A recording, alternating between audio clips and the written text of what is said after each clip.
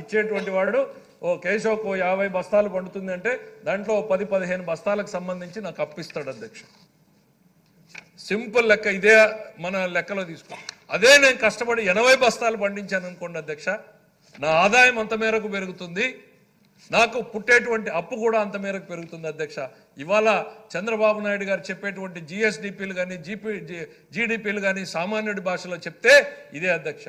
రాష్ట్రంలో వ్యవసాయంలో పెరిగేటువంటి ఉత్పత్తి రంగాలు, పరిశ్రమల్లో వాళ్ళు చేసేటువంటి ఆదాయం పెంపకం, లేకపోతే సేవల రంగంలో పెంపకం, ఇవన్నింటినీ కలిపితేనే ఈ 3% అభివృద్ధి వస్తే అధ్యక్ష. ఎంత వచ్చిండేది అధ్యక్ష? 76,195 కోట్లు అదనంగా ఈ రాష్ట్రానికి వచ్చిండేది అధ్యక్ష. అది అధ్యక్ష. ఇవాళ చంద్రబాబు నాయుడు గారు పదే జీడిపిలు జిఎస్డిపిలు చెప్తే మేము కూడా గత పాలనలో ఉన్నప్పుడు ఎందుకు ఈ సంఖ్యలు అంకెలు అనుకునే వాళ్ళం అధ్యక్ష.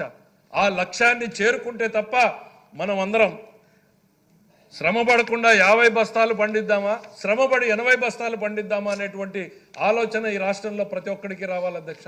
ఇక్కడ ఉన్నటువంటి మంత్రులు, ఎమ్మెల్యేలం అందరం కూడా ఆయన బాటలో నడవాలి. ఆయన చెప్పేటువంటి మార్గంలో బ్లైండ్గా ఫాలో అవ్వాలని నేను చెప్తున్నా అధ్యక్ష. ఆలోచన చేయాల్సిన అవసరం లేదు. ఆయన 70వ దశకాన్ని చూశాడు, 80, 78లో రాజకీయాల్లోకి వస్తే 70వ దశకం, 80వ దశకం, 90, 20, 2001, 2010, 20, 40 ఏళ్ల రాజకీయ అనుభవంలో కేంద్ర రాష్ట్ర రాజకీయాలు అన్నీ చూసిన తర్వాత, ఆర్థిక పరిస్థితులు అన్నీ చూసిన తర్వాత ఆయన అనుభవాన్ని ఉపయోగించి ఈరోజు మా అందరికీ మార్గదర్శనం చేసి రాష్ట్రాన్ని గాడిలో పెట్టేటువంటి ప్రయత్నం చేస్తున్నాడు. నేను అన్ని శాఖల్ని కోరుతున్నా అధ్యక్ష, ముఖ్యంగా అధికారుల్ని శాసనసభ వేదిక ద్వారా కోరుతున్నా అధ్యక్ష. ప్రతి ఒక్కరం కూడా ఇవాళ ఇదే డైరెక్షన్లో ముందుకు పోతే తప్ప ఈ రాష్ట్రాన్ని నిలబెట్టలేమనేటువంటిది మనం కళ్ళ మూసుకుని చెప్తా ఉన్నాం అధ్యక్ష. ఎప్పుడైతే ఈ ఆదాయం జిఎస్డిపిలు పెరుగుతాయో రాష్ట్ర ప్రభుత్వ ఆదాయం పెరుగుతుంది, రాష్ట్ర ప్రభుత్వానికి అప్పు కూడా పెరుగుతుంది అధ్యక్ష. అప్పు పుట్టే సామర్థ్యం మనం ఏదైతే ఎఫ్ఆర్బిఎం లిమిట్ అంటున్నామో ఆ లిమిట్ కూడా పెరిగిపోతుంది అధ్యక్ష. ఎప్పుడైతే అప్పు తీసుకునే సామర్థ్యం పెరుగుతుందో ప్రాజెక్టుల మీద పెట్టుబడేటువంటి శక్తి కూడా పెరుగుతుంది అధ్యక్ష. ఇవన్నింటికి మూలాలు ఎక్కడున్నాయి అని అంటే మళ్ళీ ప్రతి ఒక్కరు చెప్పినట్టుగా జీడిపి జిఎస్డిపిని పెంచడానికి ప్రతి ఒక్కరం కూడా మనం శ్రమ పడాలి అనేటువంటిది మాత్రం చెప్పదలుచుకున్నా అధ్యక్ష. ఈరోజు ఎందుకనంటే కళ్ళ ముందు కనపడింది అధ్యక్ష. కానీ మనకి 2014-19 మధ్య ఒకే ఒక సెక్టర్ తీసుకుందాం అధ్యక్ష. ఒక ఇరిగేషన్లో 40,000 కోట్ల రూపాయలని ఖర్చు పెట్టారు అధ్యక్ష ఆ రోజు ముఖ్యమంత్రిగా ఆయన. ఇదే రాష్ట్రం కదా అధ్యక్ష, ఇదే విడిపోయినటువంటి రాష్ట్రం కదా అధ్యక్ష. విడిపోతే పడిపోతామన్నారు అందరూ కూడా, మేము కూడా నమ్మాం పడిపోతామని. పడిపోకుండా చూశాడు అధ్యక్ష, నిలబెట్టాడు, పరుగులు పెట్టించాడు అధ్యక్ష. 40,000 కోట్ల అధ్యక్ష.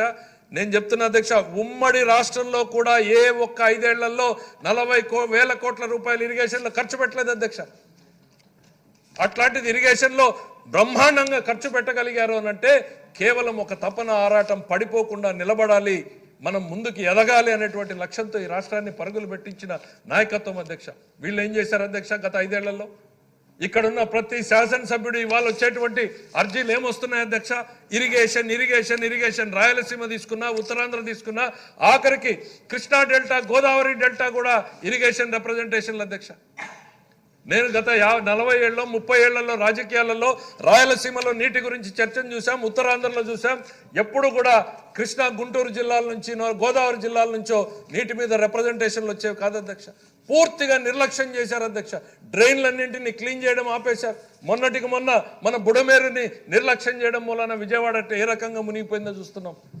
రాష్ట్రాన్ని ఏ ఒక్క రంగంలోనూ పెట్టుబడి పెట్టకుండా, ఒక రూపాయి ఆదాయాన్ని వచ్చేటువంటి దిశగా రాష్ట్రాన్ని తయారు చేయకుండా వదిలేయడం వలన ఇవాళ రాష్ట్రం భయంకరమైనటువంటి పరిస్థితుల్లోకి వెళ్ళిపోయింది. తిరిగి గాడిన పెట్టాలి అని అంటే మనం అందరం కలిసి పనిచేయాలి అనేటువంటిది ఈ సందర్భంగా మరొకసారి గుర్తు చేస్తా ఉన్నా అధ్యక్ష. ఈరోజు మా ఆలోచన ఒకటే అధ్యక్ష, 3% పడిపోతేనే ఇంత తేడా వచ్చింది, 76,000 వచ్చింది. మళ్ళీ ఇవాళ మా అందరికీ టార్గెట్లు పెడుతున్నారు అధ్యక్ష. 2047 ఏదైతే విజన్ అంటే అది ఎప్పుడో 2047లో కాదు అధ్యక్ష, 2030కే లక్ష్యాలు పెట్టుకున్నారు. మనం 2030కి ఈ రాష్ట్ర ఆర్థిక రంగాన్ని తిరిగి ఎట్లా నిలబెట్టాలి అనేటువంటి ఆలోచనతో మన ముఖ్యమంత్రి గారు ప్రతి శాఖకు కూడా ఒక సూచక ఇండెక్స్ని తయారు చేస్తూ ఉన్నారు అధ్యక్ష. దాన్ని మనం అందరం కూడా బ్లైండ్గా ఫాలో అవ్వాల్సినటువంటి పరిస్థితులు ఉన్నాయి అధ్యక్ష. ఇవాళ ఒకటే మన కళ్ళ ముందు తేడా, ఆ డెవలప్మెంట్ అనేది ఎంత తేడా. 75,000 అంటే అధ్యక్ష ఈ రాష్ట్రంలో సూపర్ 6 హామీలన్నింటినీ కూడా ఏ ఒక్క అప్పు మీద ఆధారపడకుండా మనం తీర్చుకునేటువంటి పరిస్థితి అధ్యక్ష. ఇదే సంపద సృష్టించడం, సంపదని పంచడం అధ్యక్ష. సంపద సృష్టించలేని వాళ్ళకి సంపద పంపిణీ చేసే హక్కు లేదు అని మా గౌరవ ముఖ్యమంత్రి గారు మొన్న ఢిల్లీలో చెప్పారు అధ్యక్ష. ఇవాళ దేశవ్యాప్తంగా దాని మీద చర్చ జరుగుతూ ఉంది అధ్యక్ష. వెల్త్ క్రియేషన్ చేయాలి, ఎట్లా చేయాలి అనేటువంటి దాని మీద ఒక సక్సెస్ఫుల్ మోడల్కి ఫెయిల్యూర్ మోడల్కి తేడా చూడాల్సినటువంటి పరిస్థితి అధ్యక్ష. గత పాలనలో 5 ఏళ్లలో ఒక్క రూపాయి సంపద సృష్టించలేకపోవడం మూలనే ఈరోజు మన ఆదాయం 0 స్టేజ్కి వచ్చింది. కరెక్ట్గా బొటాబొటిగా జీతభత్యాలకి, అప్పులకి, వడ్డీలకి మాత్రమే మన రాష్ట్ర ఆదాయం సరిపోతుంది. అదే సంపద సృష్టి జరిగుంటే ఓ 70,000 80,000 కోట్లు అదనంగా మనం ఉంటే ఏ ఒక్క రూపాయి అప్పు తీసుకోకుండా మన పథకాల్ని సంపాదించుకునేటువంటి పంచిపెట్టేటువంటి అవకాశం ఉండేది అధ్యక్ష.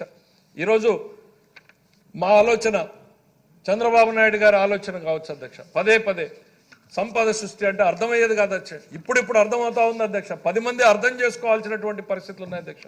మా సంపద సృష్టి ఆలోచన వేరు, కూటమిలో ఎన్డీఏ గవర్నమెంట్ ఆలోచనలు వేరు, గత పాలకుల ఆలోచనలు వేరు అధ్యక్ష. మాకు సంపాదనలో సంపద సృష్టి అంటే సమాజంలో సంపద సృష్టి.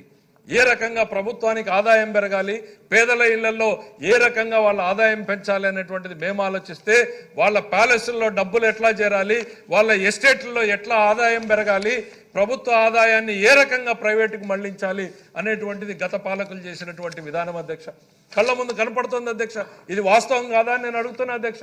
ఎక్సైజ్ ఆదాయం దారి మళ్లిందా లేదా, ఇసుకలో దారి మళ్లిందా లేదా, గనుల్లో దారి మళ్లిందా లేదా, ఇవన్నింటికి సమాధానాలు చెప్పుకోలేకే వాళ్ళు ఇవాళ సభలోకి రాలేకుండా ఉన్నారు అధ్యక్ష. మా బాలయ్య గారి మాటల్లో చెప్పాలంటే అధ్యక్ష, ఇవాళ చంద్రబాబు నాయుడు గారి సంపద సృష్టి వేరు, గత పాలకుల సంపద సృష్టి వేరు అధ్యక్ష. బోత్ ఆర్ నాట్ సేమ్ అధ్యక్ష. ఆయన ఎప్పుడు చెప్తా ఉంటాడు బోత్ ఆర్ నాట్ సేమ్ అని. బోత్ ఆర్ నాట్ సేమ్ అధ్యక్ష. ఇవాళ కూటమిలో భాగస్వాములందరం కూడా సమాజం కోసం, ప్రజల కోసం ఈ కూటమి బంధాన్ని చూసి కుళ్ళుకుంటున్నారు అధ్యక్ష. కళ్ళల్లో నిప్పులు పోసుకుంటున్నారు అధ్యక్ష. ఏ రకంగా వాళ్ళ సోషల్ మీడియాలో కానీ వాళ్ళ పేపర్లో కానీ లేనివి కానివి చిలువల పలుగా వర్ణిస్తూ ఈ కూటమిలో చీలికలు ఎట్లా తేవాలా అనేటువంటి ఆలోచనలు చేస్తూ ఉన్నారు అధ్యక్ష. ఖచ్చితంగా నేను చెప్పగలుగుతున్నా అధ్యక్ష, నా పక్కనే కూర్చున్నటువంటి పవన్ కళ్యాణ్ గారు ఆలోచనలు ఏ రకంగా ఉంటాయనేటువంటిది ఆయన షేర్ చేసుకుంటా ఉంటే ఆయన కమిట్మెంట్ని కూడా ఎవరూ ప్రశ్నించజాలరు అధ్యక్ష. ప్రతి మాటలోనూ కూడా చంద్రబాబు నాయుడు గారు చేస్తున్నటువంటి విధానాన్ని ఏ రకంగా ముందుకు తీసుకుపోవాలి, ఈ రాష్ట్ర ప్రజానీకానికి మనం అందరం మాట ఇచ్చాం, ఆ మాటను నిలబెట్టుకోవాలి, దానికోసం మనం అన్ని త్యాగాలకి సిద్ధం కావాలి అనేటువంటి ఆలోచన ఆయనలో కూడా ఉంది అధ్యక్ష. నేను పదే పదే చెప్తా ఉన్నా అధ్యక్ష, ఇది రాజకీయ ప్రయోజనాల కోసమో స్వార్థం కోసమో కలిసింది కాబట్టే ఈ బంధం అంత దృఢంగా ఉంది అనేటువంటిది నేను ఈ సందర్భంగా గుర్తు చేస్తున్నా.